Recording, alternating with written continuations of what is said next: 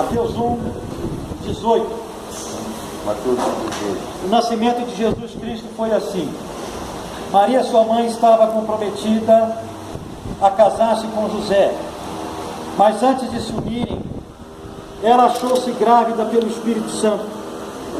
José, seu marido, era um homem justo e não queria expô-la à desgraça pública, por isso decidiu separar-se dela secretamente.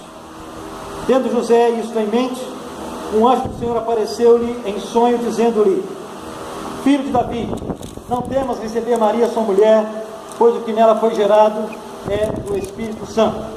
Ela dará à luz um filho, a quem darás o nome de Jesus, porque ele salvará o seu povo dos seus pecados. Versículo 24. Despertando do sono, José fez o que o anjo do Senhor lhe ordenara e recebeu sua mulher, mas não a conheceu na intimidade, enquanto ela não deu à luz um filho, e deu-lhe o nome de Jesus.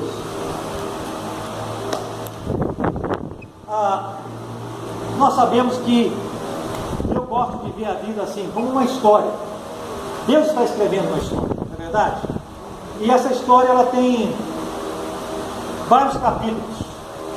Eu penso que cada ser humano, cada um daqueles que andam na presença de Deus, se torna um capítulo da história. Ao passo que temo que aqueles que decidem viver de maneira contrária a Deus, em alguns casos podem até aparecer na história, mas aparecem para evidenciar aqueles que obedecem, aos obedientes. Porque o que parece é que nessa história, o tempo que não é vivido na presença de Deus, ele não é contado.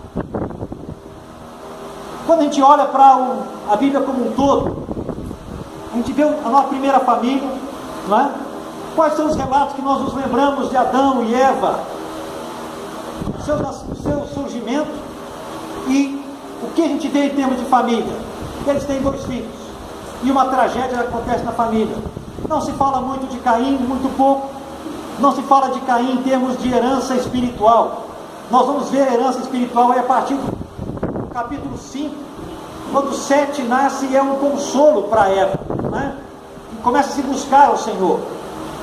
Depois que a gente vê na história que vai ser relevante em termos de intimidade e busca de Deus, o verso 24, que vai falar muito pouco de um cidadão chamado Enoque, né?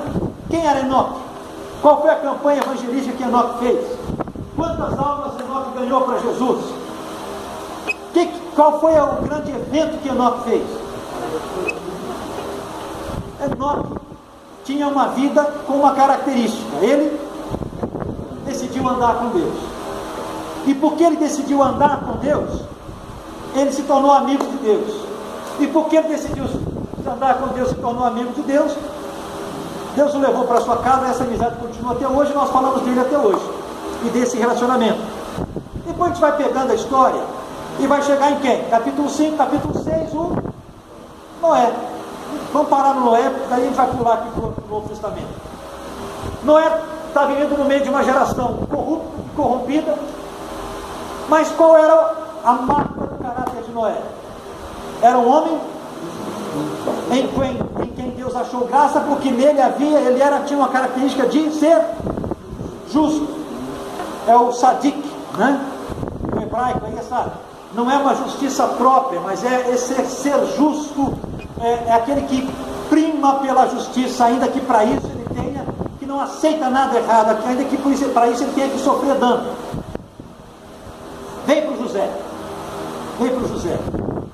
A Bíblia diz que José era um homem cujo caráter era também justo. Ele era um sadik também. Mas quando a gente lê que o José está noivo de Maria, e ele descobre isso, de repente ele quer fazer o quê? Ele quer ir embora. Ele quer bater a perna, como muitos homens acabam fazendo, né? Agora, cadê a justiça de José aí? Que atitude é essa de José? Não é verdade? Seria uma atitude louvável? Fugir deixando grávida a menina? Precisamos entender que José não sabia a fonte, a origem da gravidez de Maria. Ele só sabia, inicialmente, que Maria estava grávida e que não era dele. E o que ele faz, então? O que ele faz?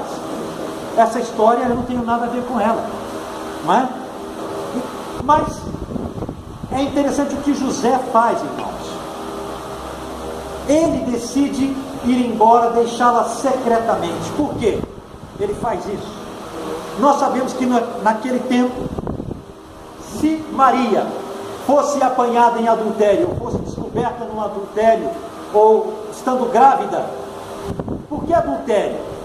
Porque o compromisso de noivado naquela época era similar ao casamento, com uma diferença que era os noivos não terem relacionamento sexual, mas a força do compromisso era tal qual o matrimônio.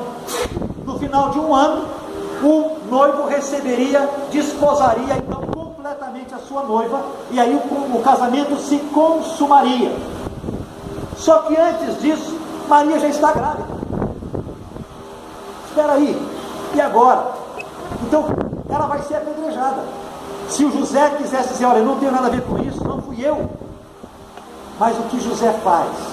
Decide deixá-la secretamente. Por quê e para quê? Porque se ele fizesse isso, ele ficaria com a culpa. Ele seria o covarde da história, o camarada que engravidou a menina e fugiu. E ela seria então resguardada, protegida, não passaria por um vexame, nem ela, nem a família, nem por um consequente apedrejamento. O que José faz, irmãos? O que o caráter de José faz? Se a gente olhar para a vida dele, José não era nenhum menino. José já era um homem, bem mais velho que Maria. Tudo indica isso. José estava com a sua vida toda estabelecida ali. Ele era um descendente de Davi. Ele tinha lastros. Ele tinha uma vida de comunhão com Deus. Por quê? Porque quando Deus vem falar com ele, Deus vai falar com ele por intermédio do quê? Como é que Deus fala com ele? Por meio de um sonho. Deus não podia falar com ele por meio de um profeta, porque a história era entre Deus e eles. Era algo secreto.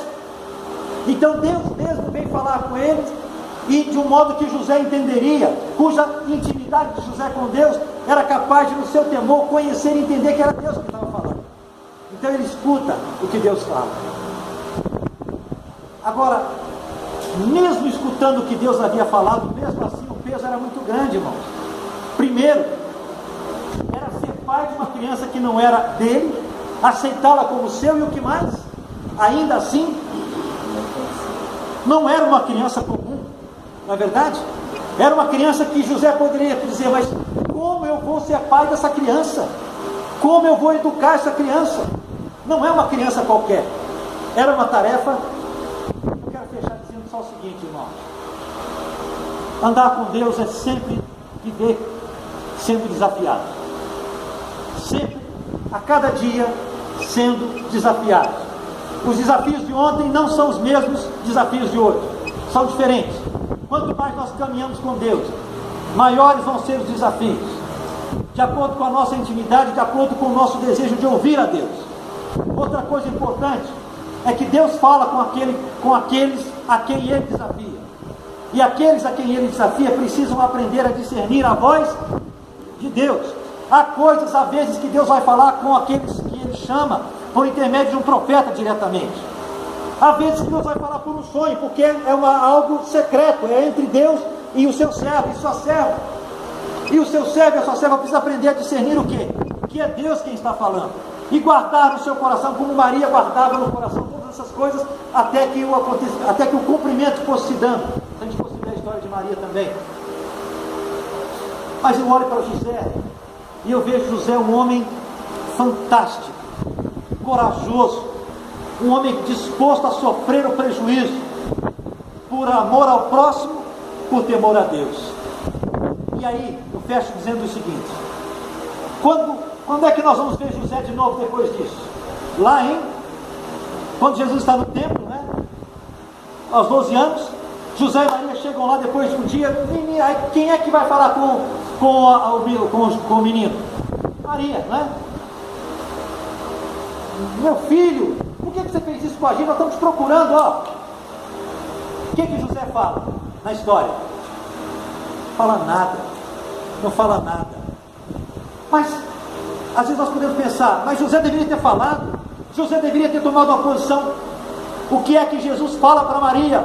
Quando Maria tenta puxar a orelha dele. Você não sabia que me compete cuidar das coisas de meu pai? Eu estou na casa do meu pai. Por que é que José não fala nada? Porque José, com a responsabilidade de educar e de pai, quando ele falasse com Jesus, e se ele falasse, ele teria que puxar a orelha de Jesus. Mas José não fala porque ele sabe de quem de fato Jesus é filho. José discernia quem era e qual era a missão de Jesus, e discernia acima de tudo o que, irmãos? O seu lugar, o seu papel na história. Irmãos, quando eu olho para homens como José, eu fico pensando, o que nós podemos aprender desse homem? Qual é o legado? Qual é o ensinamento? Qual foi o grande boom ministerial desse homem? Esse homem foi fiel a Deus. Esse homem recebeu um chamado, uma vocação. Esse homem recebeu uma missão, e ele foi fiel até o fim. Sem pensar se o nome dele hoje aparece, né? Aparece mais Maria. José, deixa o José para lá, né? Eu cumpri o meu papel. Eu cumpri o meu papel. Foi isso que José fez. Cumpriu o seu papel. Não atrapalhou Jesus. Não atrapalhou Maria. Não fugiu da sua responsabilidade. Cumpriu a sua missão. Eu penso que esse é o nosso chamado, irmãos. Esse é o desejo de Deus para as nossas vidas nesse tempo.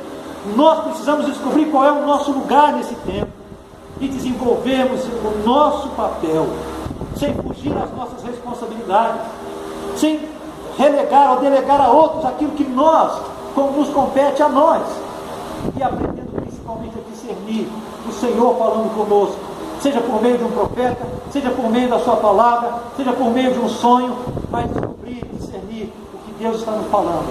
E, irmãos, sermos fiéis a Deus acima de tudo, cumprindo a nossa missão, independente se o nosso ministério vai ser como o de Paulo, como o de Pedro, como o de Abraão, como o de Moisés, ou como o de José. Que vem, cumpre sua missão. E glória a Deus. Amém, queridos? Amém. Deus nos abençoe. E que o nosso coração esteja com esse desejo de cumprir o nosso papel. Amém.